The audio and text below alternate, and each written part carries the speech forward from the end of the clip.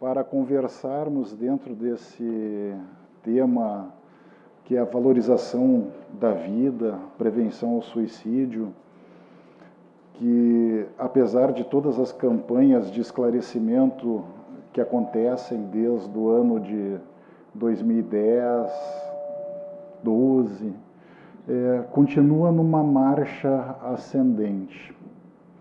Então, com o objetivo de abordarmos um pouco a necessidade de valorização à vida, nós vamos falar um pouco sobre a vida após a morte. Esse material, ele se encontra na obra O Livro dos Espíritos, a partir da questão 149 e seguintes, além do que, basicamente, toda a codificação espírita nos traz as diversas realidades dessa continuação da vida. Como dizia a doutora Marlene Nobre, que era presidente fundadora da Associação Médico Espírita do Brasil, a vida, na realidade, ela é um contínuo.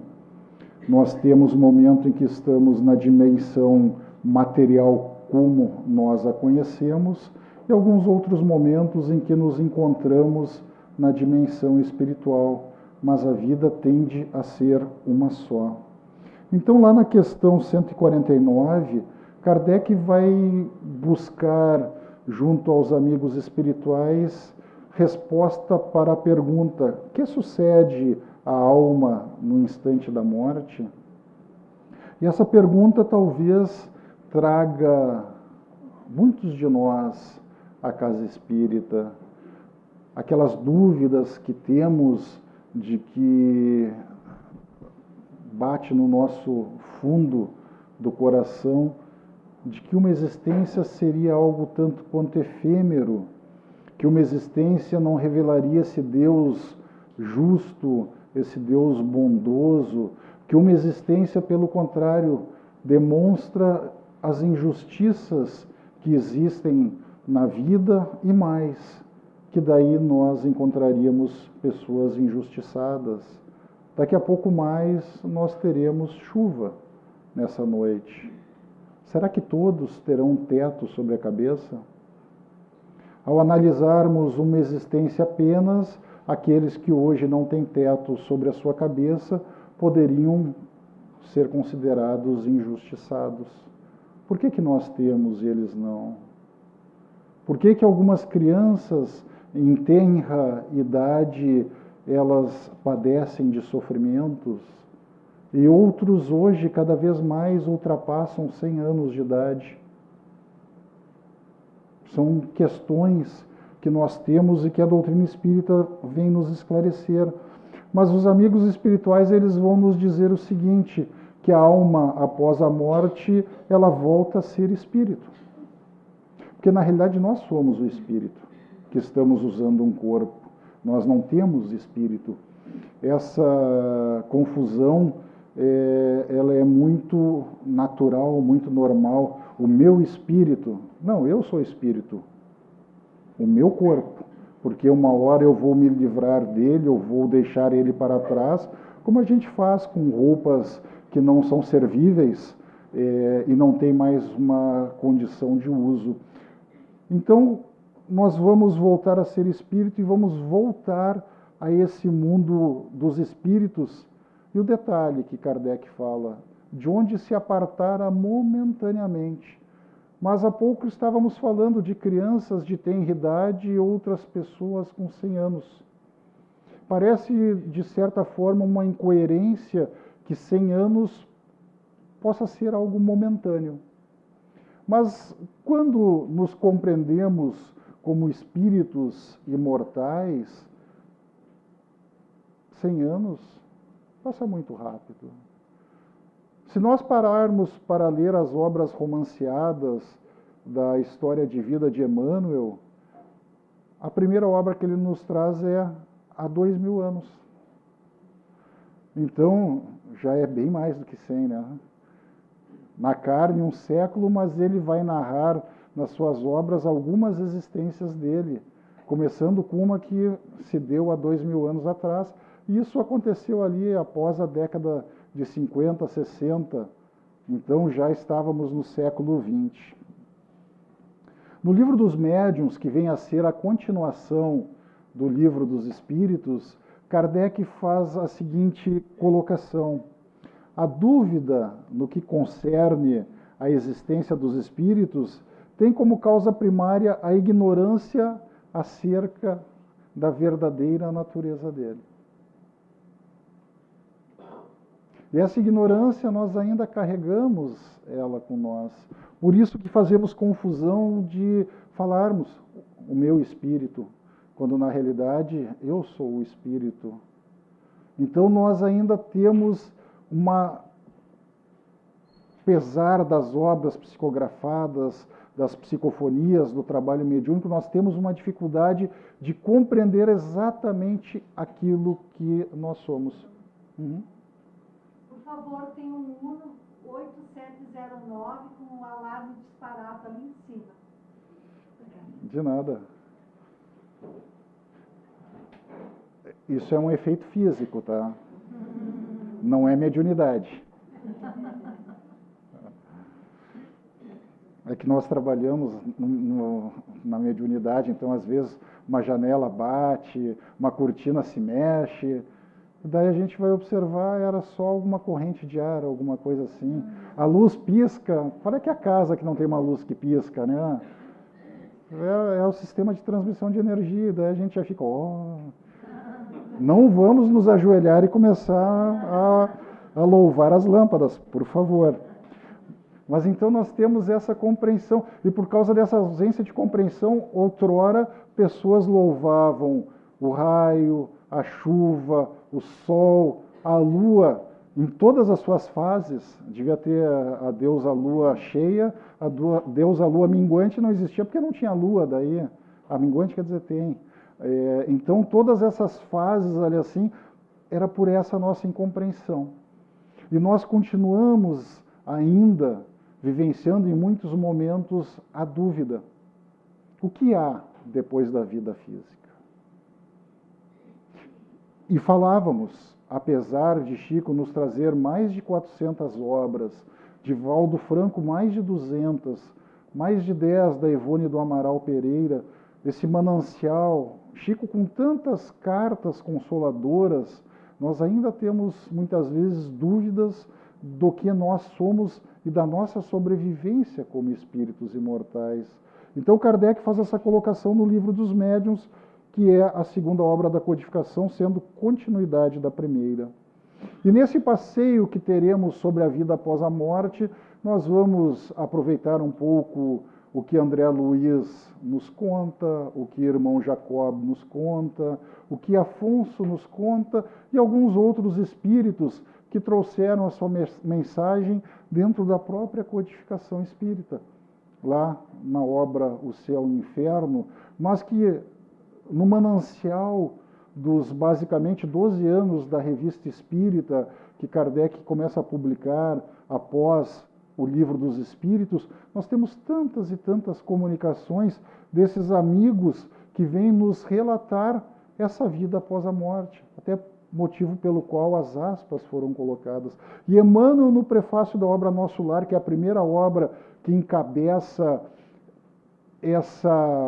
esse conjunto que recebe o nome A Vida no Mundo Espiritual, ele começa dizendo assim: André Luiz vem contar a você, leitor amigo, que a maior surpresa da morte carnal é a de nos colocar face a face com a própria consciência, onde edificamos o céu, estacionamos no purgatório ou nos precipitamos no abismo infernal.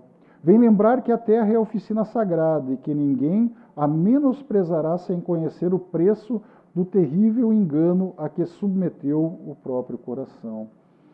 Então, ao retornarmos ao plano espiritual, nem sempre aquelas nossas vítimas ou aquelas pessoas que guardam dificuldade conosco estarão lá nos esperando. O primeiro encontro que se dá é frente à nossa consciência. porque nós carregamos em nós a lei divina. Nós temos a noção do que é o certo e o errado. Nós sabemos quando estamos aproveitando melhor o tempo e quando o estamos desperdiçando. Então, na realidade, aquilo que André Luiz chamou de umbral, quando se encontrava no plano espiritual, não foi uma construção de outros espíritos, de outros seres, foi uma construção do seu próprio estado mental. Pela sintonia vibratória, ele se dirigiu àquele ambiente. Como muitos outros acabam ficando em tantos outros locais, porque sequer se dão conta dessa transição.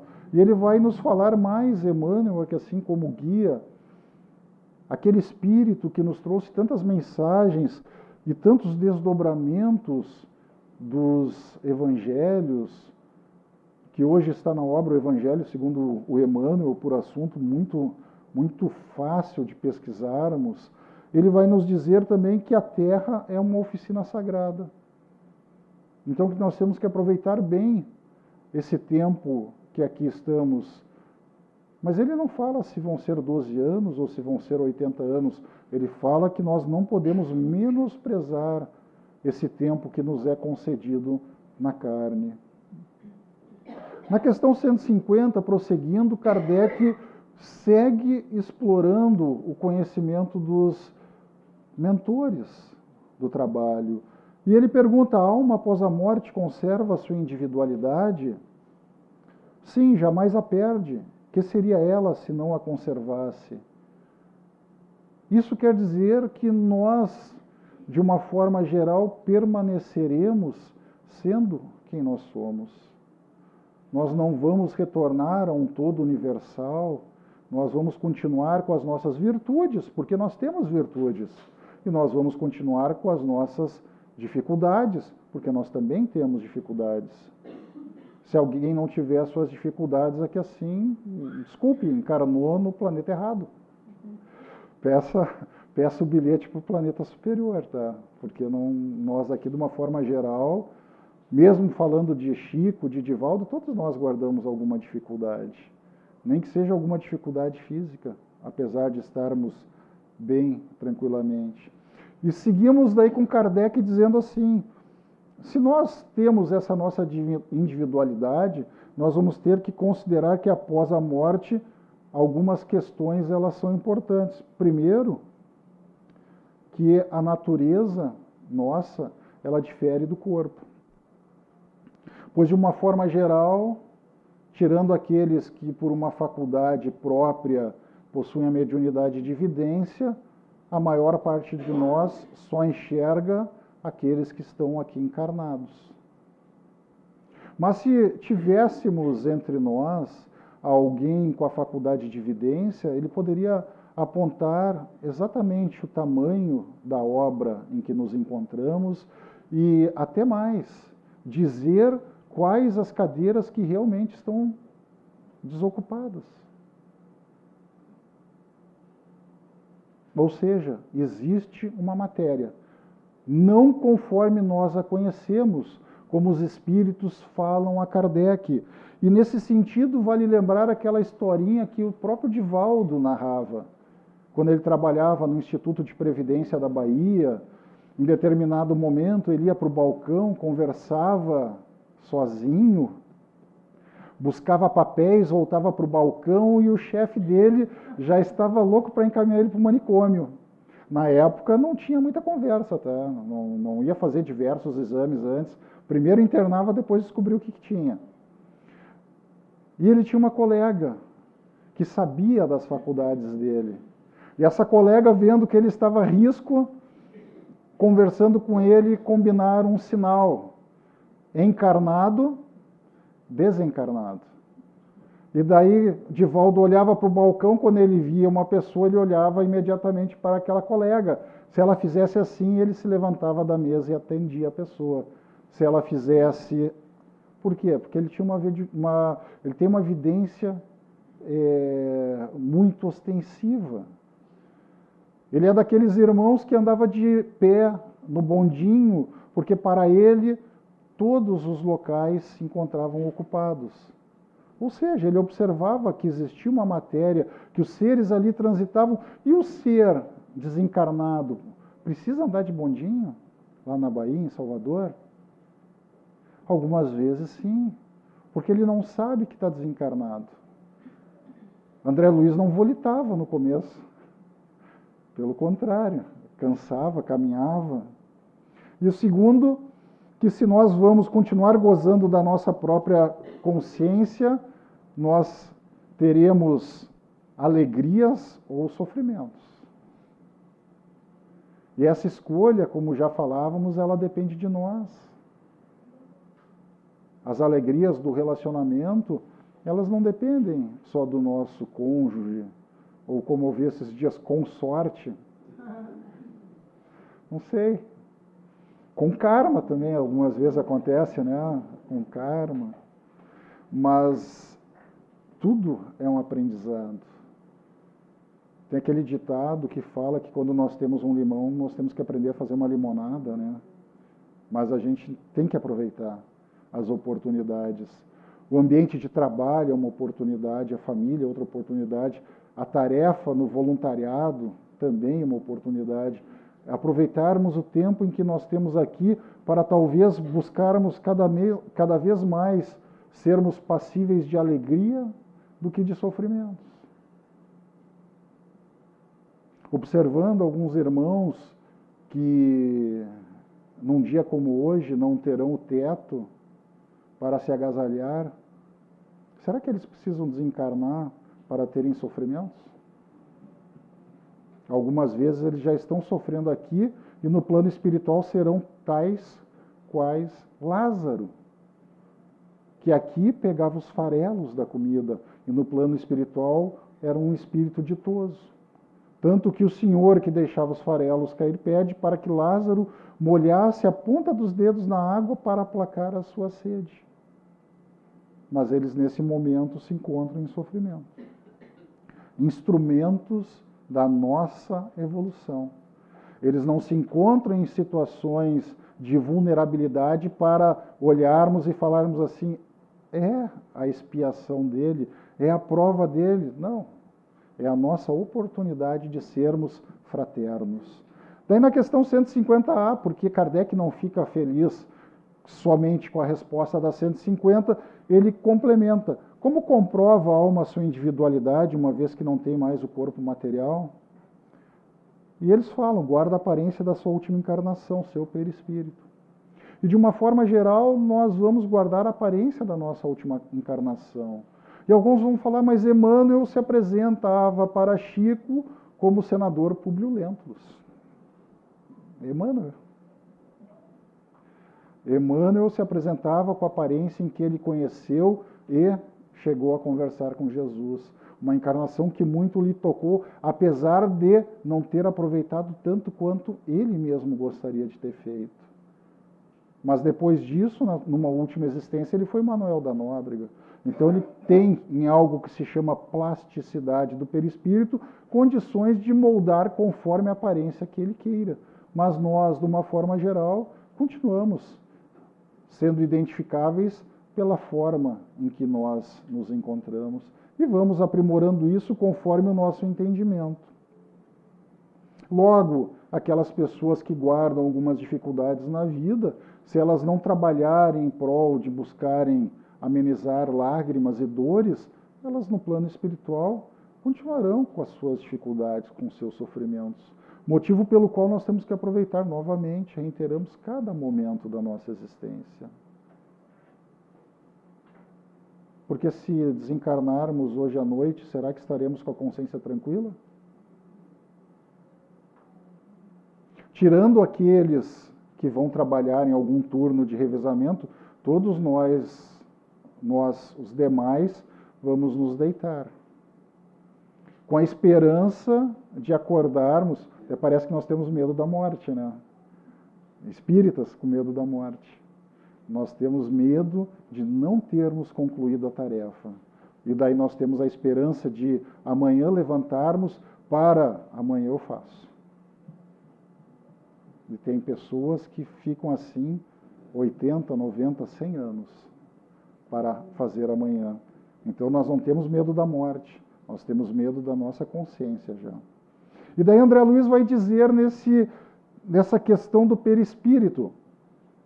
Ele guardava a impressão de haver perdido a ideia de tempo. E realmente, a ideia de tempo, ela é alguma coisa fantástica. Se nós pegarmos uma frigideira quente pelo cabo dela, podemos segurar o tempo que for necessário ou que tivermos força. Mas se nós virarmos ela e pegarmos pelo metal, talvez 1 segundo, 2, e já sentiremos as dores pela transmissão das nossas energias nervosas até o nosso cérebro. Então vejam como o tempo é fantástico. André Luiz narra que ficou aproximadamente 8 anos no umbral, mas ele perdeu a ideia de tempo. Com certeza ele acreditava que tinha ficado bem mais do que isso, pelas dores e sofrimentos. E ele vai dizer, a noção de espaço esvaíra-se-me de há muito, e segue, mas ele chegou a estar convicto já naquele momento de que ele não pertencia ao mundo dos encarnados. Por que que isso é importante? Porque muitas vezes a ficha, digamos assim, não cai. Nós ficamos com aquela ideia de que é um pesadelo. Afonso, na obra Crônica de um Despertar, pela mediunidade de Abel Classer, ele vai dizer o tempo que ele imaginava, até a tentativa de desligar um alarme que tocava, de calçar os chinelos, ele acreditava que estava ainda entre os encarnados. E ele ficava imaginando que aquilo era um pesadelo, que ele havia de acordar. E depois, quando ele se encontrava junto ao seu corpo, ele continuava acreditando que era um pesadelo muito estranho, mas que ele iria acordar. Então vejam só como essa situação ela é complicada. Nada nos garante que os nossos entes queridos, ao desencarnarem, tendo apego à matéria, não permaneçam na casa conosco. Daí a importância das nossas preces, do Evangelho, do atendimento fraterno, para que esses irmãos possam ser esclarecidos num trabalho mediúnico. Às vezes é necessário uma pessoa externa, porque eles não conseguem nem enxergar os seus parentes desencarnados. A obra espírita psicografada está repleta de exemplos dessa forma. E ele ficava com os cabelos eriçados, o coração ao salto, medo. A barba dele cresceu. Para nós que somos homens, se nós ficarmos 1 mês sem fazer a barba, a gente tem a ideia já hoje. A nossa psique guarda a ideia de até o quanto ela vai crescer. Se nós nos imaginarmos 8 anos no umbral como André Luiz, nós sabemos que com a mesma roupa ela vai ficar estragada. Ele vivenciava isso tudo dentro da sua psique. E ele vai explicar mais adiante o porquê. Mas Kardec faz a 150B, porque ele queria saber bem direitinho como é que era essa história de a vida após a morte. E ele pergunta, nada leva consigo desse mundo? Apesar daqueles, em algumas casas ou locais de sepultura, serem enterrados com seu carro, com seus instrumentos musicais, com a sua moto ou o que mais for, eles dizem que não, a gente não leva nada desse mundo. Nós vamos buscar lembrar a lembrança e o desejo de ir para um mundo melhor. E essa lembrança, novamente, tem doçura ou amargor. E por que ela tem isso? Porque ela está diretamente ligada com o uso que nós fizemos da nossa existência física. Daí pode bater a sensação de consciência pesada. Quanto mais pura for, melhor compreenderá a futilidade do que deixa na Terra. E não fazemos aqui uma pregação da miséria, tá? Mas sim de que nós temos que considerar que os bens materiais, eles são instrumentos. Nada além disso. Do mesmo modo que eles chegam na nossa mão, para que os usemos bem, eles podem sair da nossa mão. Quem de nós não conhece alguma história de uma herança de valor mais vultuoso, que chega às mãos de um herdeiro e mais rápido do que chega, ela é dilapidada? Porque aquele não era o destinatário adequado para aquele material. Isso também está lá no Pentateuco kardeciano. E nessa explicação, André Luiz, nas suas palavras, ele vai dizer que ele havia habitado a terra, mas que, apesar de gozar dos bens, colher as bênçãos da vida, mas não retribuíra, sentiu do débito enorme. E depois ele diz que duas pessoas oravam por ele. A mãe, que já estava num plano superior até a nosso lar, e as mães sempre oram pelos seus filhos, apesar de não irmos bem. E a outra pessoa era uma esposa de um paciente que ele atendia, a contragosto. Porque quem marcava o horário era a secretária, e aí quando aquela família entrava no consultório, ele sabia que não ia receber um centavo, porque era um atendimento gracioso. Mas as preces que essa mulher fez a ele, apesar do seu mau humor quando atendia ela, o beneficiaram. Foram lágrimas que, mesmo de má vontade, ele auxiliou, ele ajudou a enxergar. Então nós temos que retribuir essas dádivas. E ele segue dizendo que ele se deliciou com os júbilos da família, esquecido de estender essa bênção divina à família humana. Porque hoje nós temos um núcleo familiar, o pai, a mãe, os irmãos. Mas Jesus falava: quem é minha mãe? Quem são meus irmãos? Nós somos muito mais do que aquele nosso pequeno núcleo. Aquele núcleo é o nosso programa para nos tornarmos melhores, para nos inserirmos numa vida em sociedade. Mas a família é a família humana. Se alguém passa dificuldade no outro lado do planeta, faz parte da nossa família. A hora que abrimos, e Chico Xavier fazia muito isso, abrirmos o obituário do jornal A Coluna Policial, nós temos que orar por todos. Geralmente fazemos julgamentos, mas não. Ali todos são vítimas. Algumas vítimas de si mesmo, outros são vítimas da evolução que ainda não foi realizada, mas todos são vítimas. E nós temos que trabalhar esses preconceitos que nós temos dentro de nós ainda. Porque por mais que tenhamos alcançado algum patamar um pouco mais esclarecido, todos nós guardamos dificuldades. Todos nós precisamos de benevolência, precisamos de indulgência, precisamos de perdão. Perdoai as nossas dívidas, assim como perdoamos aqueles que nos devem. Essa oração nos foi ditada pelo próprio Cristo, quando lhe é perguntado a ensinar a maneira de orar. Orai assim, ele diz. Então, quando nós fazemos esse pedido, é porque nós realmente precisamos. Jacó, e irmão Jacó, que trouxe no livro Voltei, tem uma história interessante. Depois, com o passar do tempo, ele foi identificado como Frederico Figner, que foi presidente, vice-presidente da Federação Espírita Brasileira. Ou seja, ele era um espírita. Tá? E ele era uma pessoa que na existência foi abençoado com o trabalho, ou capacidade de trabalhar, de construir uma pequena fortuna.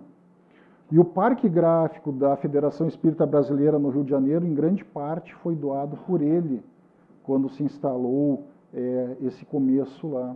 Então ele tinha o conhecimento da doutrina espírita, ele tinha condições, mas ele vai falar que a gente não formula ideia exata do que seja a morte. E é um espírita, vice-presidente da federação falando. E ele vai falar assim: chegou, no entanto, o momento em que a morte nos reconduz à intimidade do lar interior. Quando vamos olhar para nós próprios. Momento em que vamos observar aquilo que nós fizemos. De bom, porque nós já fazemos coisas boas, e aquilo que nós poderíamos ter feito melhor. E ele segue dizendo: e se não houvesse de nossa parte a preocupação de construir, se não houve, desculpe, de nossa parte a preocupação de construir aí dentro um santuário para as determinações divinas, objetivo a ser traçado, quantos dias gastamos na limpeza, no reajustamento e na iluminação? É uma boa reflexão para hoje. Quanto tempo estamos gastando para buscar a nossa iluminação? E ele, que quando confrontado por um obsessor, digamos assim, que ele tentou doutrinar quando ele estava encarnado, recebe a colocação com escárnio de obsessor. Mas, Frederico, onde está a vossa luz? Porque a luz dele ainda não brilhava.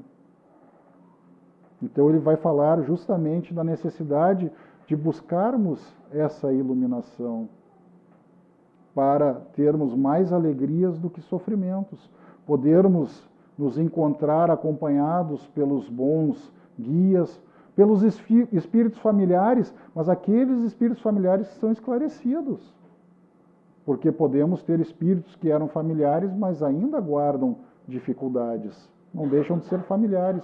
O fato em si de ser um espírito familiar não quer dizer que é um espírito de alta envergadura moral, só que ele era um familiar. O esclarecimento dele pode ser muito próximo ao nosso, ou até menor. No livro dos médiuns, novamente, Kardec vai questionar, e daí ele já não está falando mais diretamente com os espíritos, porque ele já vem desdobrando a obra das comunicações. Ele vai questionar: admitido isso, tem-se que admitir que essa alma vai para alguma parte. Que venha a ser feito dela e para onde vai? André Luiz, como nós falamos, ele foi para algo que ele denominou de umbral. Outros ficam nas próprias casas, nos ambientes de trabalho. Richard Simonetti narra numa palestra, Richard já desencarnado, que num trabalho do grupo mediúnico, eles receberam um irmão que estava por demais revoltado com seus familiares. Porque esses familiares haviam falsificado uma procuração e estavam vendendo o patrimônio que ele construíra pelas costas dele. Ele ainda não sabia que estava desencarnado. Ao ser esclarecido, ele pede perdão aos familiares pelas vibrações deletérias que ele havia encaminhado. Eles apenas haviam feito um inventário, algo normal de se fazer, e com um termo de inventariante e um alvará judicial estavam vendendo um patrimônio para poder pagar as despesas do inventário. Então aquele irmão circulava por onde? Dentro da própria casa onde ele se encontrava. Não sabia que havia desencarnado. E nessa mesma obra ele vai falar de um outro irmão que fala que a esposa dele o estava traindo dentro da própria casa, na cama, na frente dele. Ele recebe os esclarecimentos e ele descobre. Ele estava desencarnado, o Richard fala, há mais de 15 anos. Ela já estava casada novamente. Então não tinha nada daquilo. Mas nós não nos preparamos, nós não conhecemos a nossa natureza e acabamos muitas vezes sequer dando conta da transição. Então, quanto mais atos no bem nós fizermos, maior a possibilidade de transições tranquilas, serenas.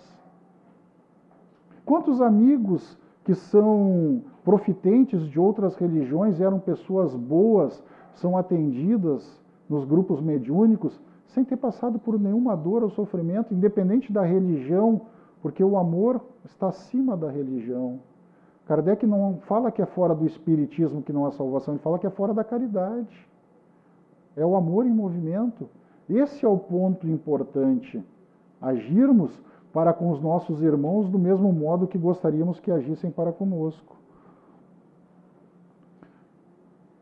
Bem próximo da nossa crosta planetária, nós vamos ter já a colônia Nosso Lar. E André Luiz vai falar que ele se encontrava ali assim, dizendo para aqueles irmãos de que estrela que eles vieram, a luz confortadora e brilhante. E daí nós vemos padrões já superiores. Afagou-me a fonte como se fora conhecido pessoal de longo tempo. É o amor. Eu não escolho a quem atender pela simpatia que eu tenho com aquela pessoa, mas sim pela necessidade que aquele irmão tem. Já está num outro ambiente. Quantos são encaminhados ao Nosso Lar logo após o desencarne? Ou a outras colônias, porque Nosso Lar fica ali na região do Rio de Janeiro, aqui na região são outras colônias. Quantos vão direto para essas outras colônias sem grande dor e sofrimento, pelo amor que colocaram em favor dos seus irmãos, dos seus próximos? Bom, vamos pular isso aqui assim, ó. Quando o pessoal fala que ninguém voltou de lá para dizer, tá? Banerjee, Hernani Andrade e Stevenson juntos, eles têm mais de 5.000 casos sugestivos de reencarnação. O James Leninger era um piloto, escreveram um livro, está muito bem documentado, porque pegou toda essa fase nova da internet agora, então muito bem divulgado, conta a história da existência passada. Ele já não é mais esse pequenininho aqui, ó, já está com 18 anos de idade, tá? Então ele já cresceu um pouquinho mais. E quer ser piloto de caça de novo. Tá? E outros que nos falam sobre a sobrevivência e as necessidades que temos de mudar as nossas condutas, como, por exemplo, Afonso, de Crônica de um Despertar, André Luiz, que tanto falamos aqui, Camilo, através da caneta do Raul Teixeira. Camilo, aquele irmão que, questionado por Raul, o nome que ele gostaria de assinar, ele pergunta para Raul, mas Raul, de que encarnação que tu quer o meu nome? Daí Raul diz assim, daí caiu a ficha, realmente, nós somos espíritos imortais, né? Então, qual a encarnação? Irmão Jacó, que falamos aqui assim, Joana de Ângeles, Manuel Filomeno de Miranda, que na Federação Espírita da Bahia pesquisava a obsessão e a desobsessão como encarnado, e depois no plano espiritual vai observar do lado espiritual como é que funcionava. Meimei, um espírito querido, deu o nome para um grupo espírita em que Chico Xavier trabalhava, mas Divaldo Franco, Chico Xavier e Ivone do Amaral Teixeira trouxeram mensagens de Bezerra de Menezes, e por isso que destacamos o Bezerra. Nós olhamos 3 médiuns, ou seja, 3 canetas diferentes, escrevendo a mensagem, conseguimos identificar a mesma individualidade que escreve. Até porque Bezerra, ele esteve encarnado, deixou sua obra aqui. Então isso é interessante, para observarmos que existe uma vida após a morte, porque a morte é do corpo. Nós continuaremos. O corpo é um instrumento para enfrentarmos o trabalho de crescimento dessa existência. Do mesmo modo que quando entramos em alguma empresa, temos que usar alguma vestimenta especial. Para circularmos entre os encarnados, vestimos uma roupa especial de trabalho que chamamos de corpo. A hora que termina o trabalho, a gente tira essa vestimenta e devolve ela para o planeta. A vida eterna é a vida do espírito, tá? E nós vamos apressar o passo aqui assim. Jacó vai falar que é para vocês, espíritas, tá? Que grafei essas páginas, livro Voltei, tá? Não se acreditem quitados com a lei por haverem atendido a pequeninos deveres de solidariedade humana. Ou então, Afonso, a vida espiritual é a definitiva. Vejam, espíritos diferentes, médiuns diferentes, mas o mesmo contexto. Tá? Dela todos viemos. mais adiante, restará conosco exclusivamente aquilo que se encontra em nosso espírito. Não é aquilo que se encontra na nossa casa. Tá? Mas onde fica o céu e o inferno? E daí gostaríamos de falar do Sanson. Ele foi membro ativo da Sociedade Espírita de Paris. No ano que antecedeu o seu desencarne, ele teve dores atrozes. Naquela época não tinha Tilex, Codein, ou algumas coisinhas mais fortes como temos hoje. Tá? Estamos falando ali da segunda metade do século XIX. Então ele padeceu de dores atrozes. Ele foi evocado por Kardec 6 horas após o enterro. Tá? E ele vai dizer que a situação dele já era bem ditosa. Acho-me regenerado, renovado, como se diz entre vós, nada mais sentindo das antigas dores, porque era uma pessoa que trabalhava no bem. Então, quando a gente fala de situações de sofrimento, como irmão Jacó, André Luiz, Afonso, nós temos que observar que temos amigos que também, logo após o desencarne, já estão bem equilibrados. Ou poderíamos falar do Jobar, que também era da Sociedade Espírita de Paris, que ao responder a pergunta, porque aí Kardec já naquela ânsia nem fez a pergunta, mas o Jobar já vai dizer assim, quer saber quem me recebeu, quais as impressões que ele tinha, sofreu muito também antes de desencarnar, dores físicas violentas. Aqueles que evocamos, os irmãos que compartilharam conosco os trabalhos. Daí vocês vão falar assim, mas são 2 espíritas e trabalharam com Kardec. Tá, tudo bem, então vamos mais um. Esse não era espírita, Samuel Felipe. Mas a carta que chega a Kardec diz que ele era uma pessoa justa e amorosa por excelência. E daí, sabendo daquela história, Kardec falou assim, não, vamos evocar esse irmão. E ele vai dizer que a separação completou-se sem dor, nem esforço, sem que ele mesmo se apercebesse. Ele até ignora quanto tempo ficou o sono, mas ele sabe que foi curto. Ele vai falar que ele ficou com um torpor, mas não aquele torpor de quem acorda de um pesadelo, o que está acontecendo, onde eu estou. Não, aquele sonho saudável, gostoso, deleitoso é o termo que ele usa. E eu me abandonava a ele prazerosamente desse sono, né? Sem compreender a situação. Mas ele já tinha certeza que não se encontrava mais entre o mundo dos encarnados. E esse não era espírita. Tá? Terminando o prefácio da obra Nosso Lar, Emmanuel vai dizer assim, e daí o convite para não só ler a obra, mas estudar a obra. Ali tem os caminhos equivocados que André Luiz sugere a não serem trilhados. E daí nós temos que usar a nossa inteligência ao nosso favor. Quando nós sabemos que algo vai nos fazer mal, nós não vamos utilizar mais isso. E ele vai falar assim, guarde a experiência dele no livro da alma. Ela diz bem alto que não basta a criatura apegar-se à existência humana, mas precisa saber aproveitá-la dignamente. Não é só aproveitá-la. Que os passos do cristão, não fala do espírita, né? Do cristão, seguidor do Cristo, independente da religião. Em qualquer escola religiosa devem dirigir-se verdadeiramente ao Cristo. E vamos terminar então com André Luiz, que foi aquele irmão que nós escolhemos para florear a apresentação do trabalho. E André Luiz vai nos dizer o seguinte: uma existência é um ato, um corpo, uma veste, um século, um dia, um serviço, uma experiência, um triunfo, meus irmãos, uma aquisição, uma morte, um sopro renovador. Vejam que lindo.